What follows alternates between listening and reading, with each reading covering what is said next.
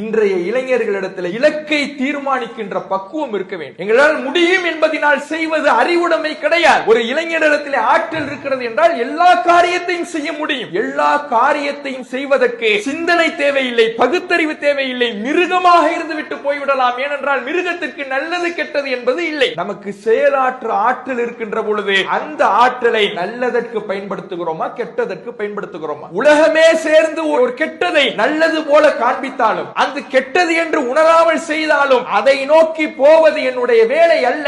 என்னுடைய இலக்கை சரியாக தீர்மானிப்பதுதான் ஒரு அறிவுள்ள ஒரு மூமினுக்கு, ஒரு முஸ்லிமுக்கான எடுத்துக்காட்டு என்பதை இலக்கை நிர்ணயித்து பயணிக்கக்கூடிய இளைஞர்களாக இருக்க வேண்டும். இப்படியான இளைஞர்களை தான் ரசூலுல்லாஹ் உருவாக்கினார். எப்படி உருவாக்குனாங்கன்னா, அந்த இளைஞர்கள் அறிவுரையை கேட்பவர்களாக இருந்தாங்க, பெரியவர்கள் நல்ல அணுகுமுறையோடு சொல்பவர்களாக இருந்தாங்க. இந்த இரண்டு விஷயமும் தான் இளைஞர்களை நல்வழியை நோக்கி திருப்பி